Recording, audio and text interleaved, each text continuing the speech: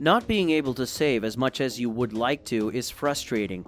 Every month you start with the best of intentions, yet somehow you end yourself wasting the majority of your money.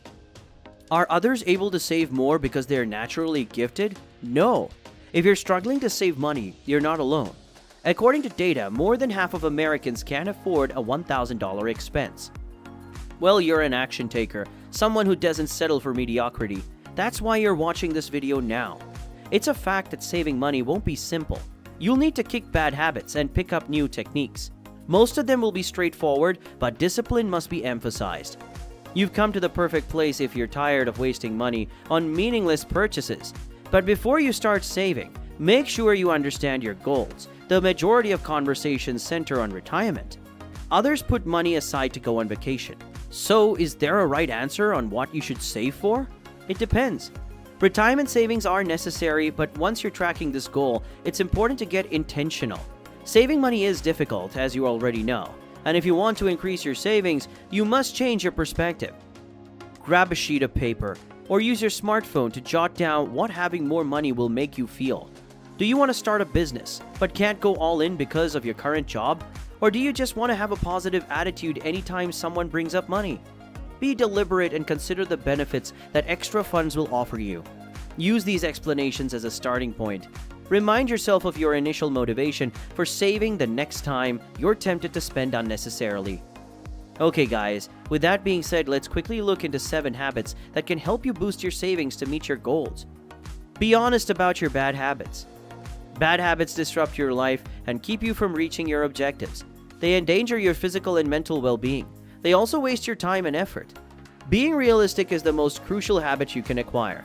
You have been putting off accepting the truth, which is why you haven't been able to save for a while. I get it, it's not easy to accept you're not saving as much as you should. It is simpler to disregard this and spend the money you may be saving in the hopes that you will have enough money left over. Admit to yourself that you have been lying to yourself for a while. This is not intended to make you feel awful. Instead, take pride in your honesty and practice self-compassion. Now that you are aware of your harmful habits, you need to start changing them. Reevaluate your financial mindset. What comes to mind when you hear the word savings? Do you become thrilled when you realize you will soon retire? Or do you feel guilty about how you've used your money lately? The reality is that the stories you're running through your head are the reason you're not saving. Schedule some time on your calendar to conduct a self-interview. Figure out what money stories you've been telling yourself and overcome them. For instance, if you believe you should spend your money as it comes, ask yourself how this has resulted in the last few years. Aim to confront false financial narratives and produce better ones. Decide what you want and need.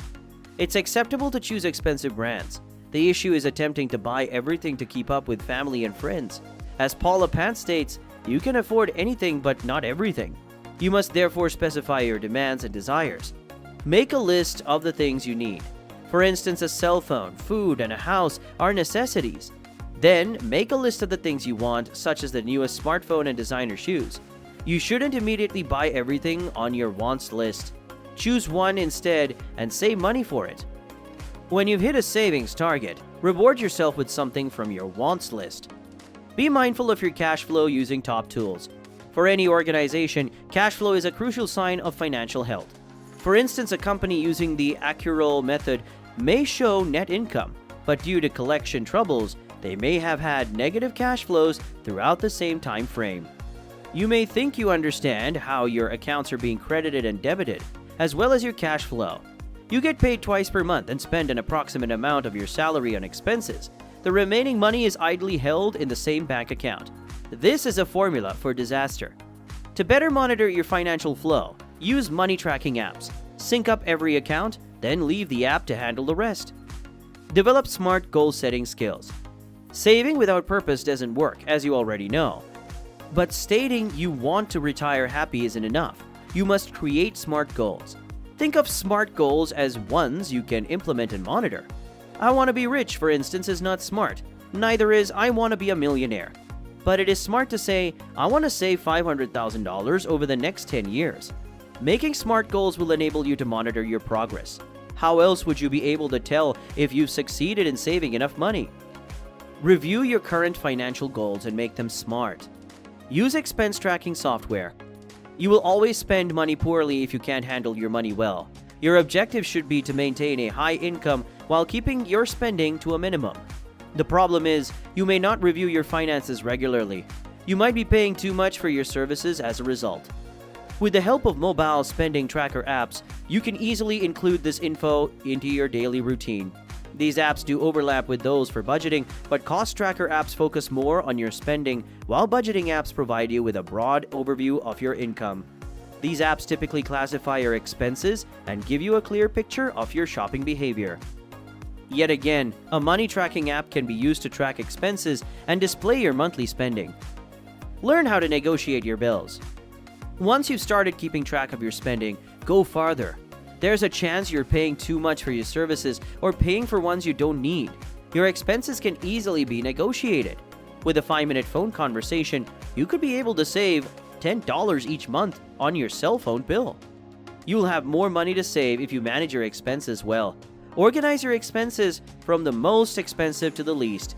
Then start contacting the most expensive service providers to bargain for lower prices. Hang up and try again if you are unable to reach an agreement for the first time. Since most of your service providers will be large corporations, you will frequently deal with different people. Additionally, you have the option to hire businesses like Trim, who will negotiate on your behalf. Regardless, don't accept your current payment and bargain for a lower price. Alright guys, that's all for today. If you found this video useful, give it a thumbs up and hit the subscribe button for more.